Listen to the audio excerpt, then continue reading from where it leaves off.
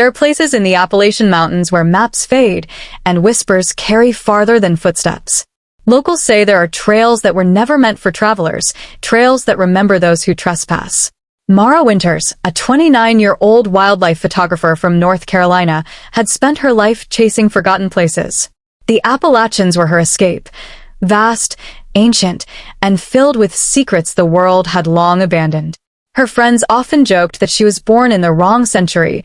She loved solitude, mist, and mystery more than people. In late October, as the fog thickened and autumn burned the forests in gold and crimson, Mara decided to explore a trail known only by one name, the Whispering Path. No official map listed it, but she found references in an old hiker's journal from 1982. The entry read, "Heard voices on the path last night.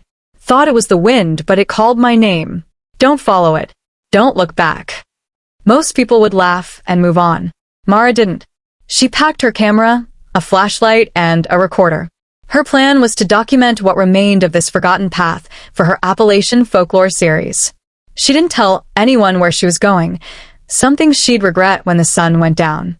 The drive took her deep into the heart of the mountains, where cell service vanished and silence grew thick. At the trailhead, the air smelled of rain and earth, the kind of scent that felt older than memory itself. A wooden sign, half-rotted and covered in moss, barely clung to one word carved by hand. Cursed. She laughed under her breath. "Real subtle," she muttered, tightening her jacket before stepping into the shadows of the forest. From the first few steps, the forest felt wrong. Too still, too quiet. No chirping birds, no rustling squirrels. Not even the whisper of wind through leaves. Only the crunch of her boots and the sound of her breath. Half a mile in, she found something odd. A pair of boots sitting neatly by a mossy rock. They looked decades old, their leather cracked but upright, as if someone had just stepped out of them. She took a picture, tagging it for later, and continued deeper. The deeper she went, the thicker the mist became until she could barely see 10 feet ahead. Her camera lens fogged constantly. Then came the whisper. At first, it was faint, like the sigh of wind between trees. But then it formed a word. "Mara." She froze. Her flashlight beam shook slightly. "Hello," she called out. No answer, just the same whisper, now closer, softer. "Turn back." Her heart raced, but curiosity won. She switched on her recorder and spoke. Possible voice in the woods, female tone. Distance unclear. She pressed on. Hours passed. The trail wound tighter, twisting through slopes and valleys that didn't match her GPS. It was like the mountain itself was shifting. The trees began to look strange, their bark blackened, roots crawling across the ground like veins. She found another item, a rusted compass, its needle spinning in circles. She pocketed it. Could be magnetic interference, she whispered into her recorder, though her voice trembled slightly. Then she noticed something ahead, the faint glow of a campfire. Finally, signs of life. She approached carefully, camera ready. But what she found wasn't a campfire at all. It was a circle of candles, each burning steadily despite the windless air. Around them lay bones, animal, she hoped, and carved into the dirt were symbols she couldn't recognize.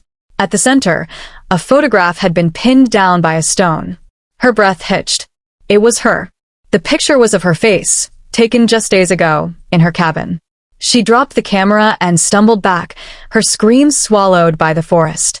The whispers grew louder now, hundreds of overlapping voices.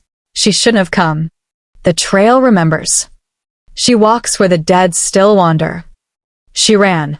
The forest blurred around her, trees shifting into unrecognizable shapes. The path behind her twisted into a wall of fog. She reached for her phone, no signal. Battery at 4%. The flashlight flickered out. Darkness took everything. And then she heard footsteps behind her. Slow. Measured. Following her every move. Mara. This time, the voice wasn't a whisper. It was right beside her ear. She turned the flashlight back on. Nothing. Then her beam caught something, a figure standing 20 feet ahead. Tall. Cloaked in shadow, its head tilted unnaturally to one side. No face, just darkness. Mara stumbled backward, tripping over roots. She scrambled to her feet and bolted into the mist. Branches tore her jacket. Her breath came ragged and wet.